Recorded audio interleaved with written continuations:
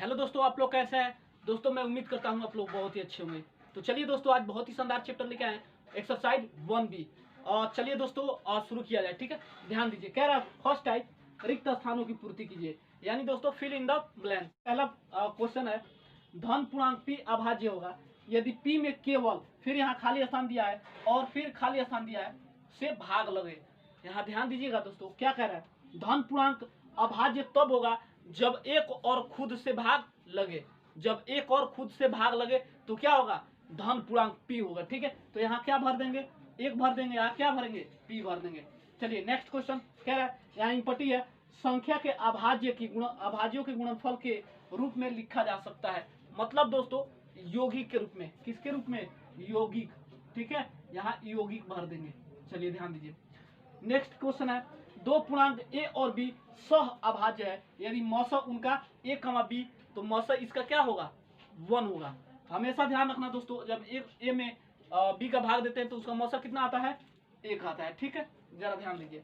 अब कह रहा है मौसा 48 30 इक्वल टू मौसा 30 का क्या होगा, तो यहाँ क्या होगा, मौसा इक्वल टू 48 होगा। ठीक है, अब ध्यान दीजिए। कह रहा है नेक्स्ट क्वेश्चन, कह रहा है मौसा a, b इंटू लौसा a, b, तो इसके किसके बराबर होगा, इसके दो संख्याओं के गुणनफल के योग के बराबर होगा। ठीक है, तो यहाँ क्या भर देंगे, a इंटू बी। ठीक है, चलिए क्वेश्चन नंबर 2 देखा जाए। कह रहा है टाइप, निम्न गुणनखंडन में अज्ञात संख्याओं को ज्ञात करें।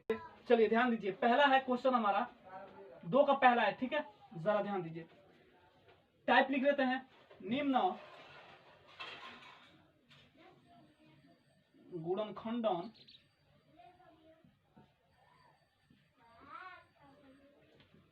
अज्ञात संख्याओं को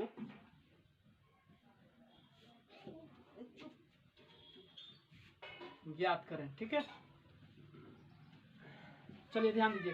कह रहा है टाइप, निम्न गुणनखंडन में अज्ञात संख्याओं को ज्ञात करें। तो जरा ध्यान दीजिएगा, इसका पहला है हमारा क्वेश्चन, ये कोष्टक में है, ए गुणा कर दिया गया है और ये हमारा है बी। ठीक है, इसका भी 2 का गुणा किया गया है, ये हो गया हमारा सी, और इसका भी 2 से ही गुणा किया गया है। ठीक है, ये हमारा है 17। चलिए अब क्या कह रहा है, अज्ञात संख्याओं को ज्ञात करना है, यानी ए बी सी का मान ज्ञात करना है। तो चलिए ध्यान दीजिए, इसका कह रहा है गुणनखंडन, यानी गुणनखंडन करने के लिए, तो अब गुणनखंड के लिए यहाँ एक और कोष्टक बना लेते हैं, इसका एक और गुणनखंडन करते हैं। तो ये हो जाता है हमारा इंपट्टी, ये भी 2 हो जाता है, और ये भी हमारा इंपट्टी है, ये भी हमारा 2 है, और ये क्या है 17। ठीक है, यानी ए और बी सी, यानी दोस्तों क्या कह रहा है, गुणनखंडन करने के लिए। तो यहाँ गुणनखंडन कीजिए, 17 दूना 34 होगा हमारा। ठीक है, यानी सी का मान कितना आया, 34। ठीक है, चलिए अब इसका गुणनखंडन करेंगे तो हमारा बी का मान आराम से निकल जाएगा। तो 34 दूना कितना होता है, 68 होता है। ठीक है, 68, यानी बी इक्वल टू कितना आ गया हमारा, 68। ठीक है, अब 68 दूना कितना होता है, 136 होता है। ठीक है, चलिए तो ए इक्वल टू कितना हो गया, 136। ठीक है, तो क्या कह रहा है, अज्ञात संख्याओं को ज्ञात करें। फिर नेक्स्ट नीचे कह रहा है, क्या सबसे ऊपर की संख्या अन्य संख्याओं को बिना ज्ञात किए हुए ज्ञात कर सकते हैं। मतलब इसको छोड़ के और इसको छोड़ के हम क्या एक को ज्ञात कर सकते हैं, मतलब संख्या 1 को ज्ञात कर सकते हैं। हाँ बिल्कुल ज्ञात कर सकते हैं। चलिए ध्यान दीजिए, इसका गुणनखंडन करेंगे तो हमारा कितना आ जाएगा, 136 आ जाएगा। ठीक है, 17 दूना 34, 34 दूना 68, और 68 दूना 136 आया हमारा। तो ए इक्वल टू यहाँ क्या लिखेंगे, 136, यही हमारा आंसर है। ठीक है, यहाँ भी हमारा आंसर निकल के आ गया है 136।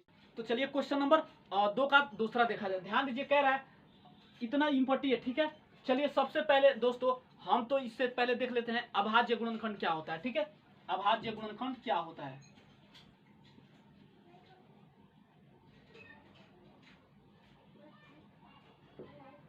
क्या होता है। ठीक है, तो ये 2 प्रकार का होता है, कौन कौन सा होता है दोस्तों हम जान लेते हैं। ठीक है, पहला होता है भाग विधि। ठीक है, और दूसरा होता है गुणनखंड वृक्ष। ठीक है, दूसरा क्या होता है, गुणनखंड वृक्ष।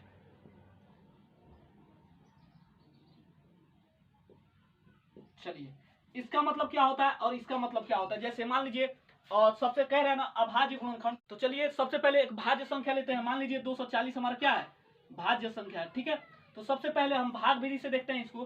तो चलिए भाग विधि से कितना बार में जाएगा, 2 से काट लीजिए, तो ये हो जाएगा 210 बार में जाएगा ना, और 2 से काटिए 105 बार में, ठीक है।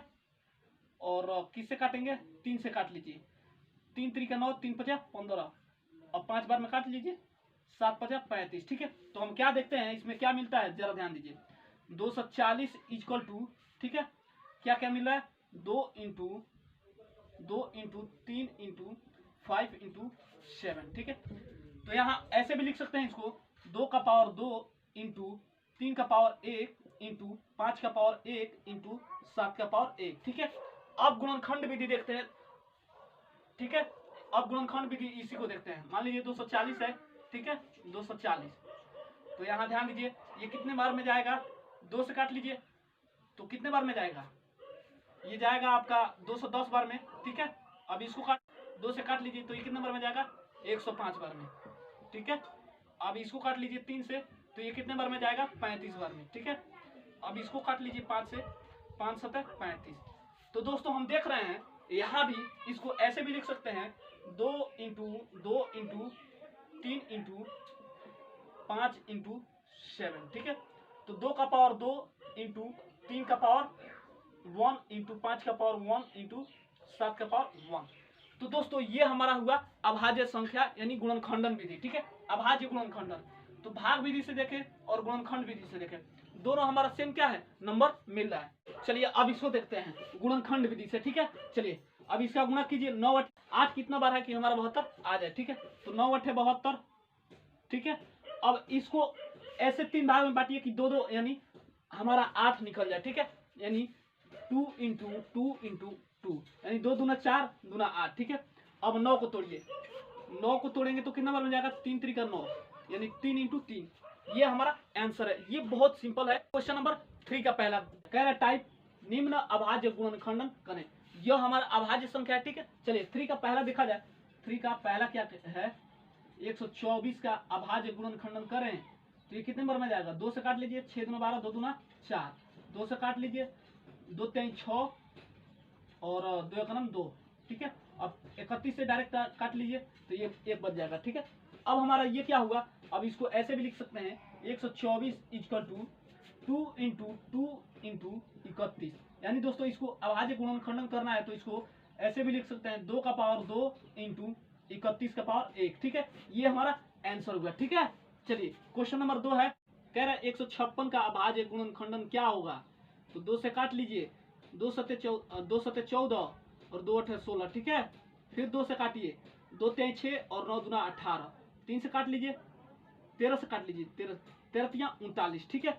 अब जरा ध्यान दीजिए, अब अभाज्य गुणनखंडन करने के लिए क्या करते हैं, 156 इक्वल टू, इसको ऐसे भी लिख सकते हैं 2 इंटू 2 इंटू 13, ठीक है। तो इसको ऐसे भी लिख सकते हैं 2 का पावर 2 इंटू 13 का पावर 1। ये हमारा आंसर होगा, ठीक है। चलिए एक और क्वेश्चन इसमें बता देते हैं, ये बहुत ही सिंपल है, ठीक है। चलिए ध्यान दीजिए, अब क्या कह रहा है, 140 का अभाज्य गुणनखंडन क्या होगा। तो 2 से काटिए, 2 7 14, 0 बचेगा। फिर 2 से काट लीजिए, 2 3 6 और यहाँ 5 दूना 10, ठीक है। और 5 से काट लीजिए, 5 7 35। तो इसको ऐसे भी लिख सकते हैं, 140 इक्वल टू 2 इंटू 5। तो इसको ऐसे भी लिख सकते हैं, 2 का पावर 2 इंटू 5 का पावर 1। ये हमारा आंसर होगा। दोस्तों मैं उम्मीद करता हूँ ये वीडियो आपको जरूर समझ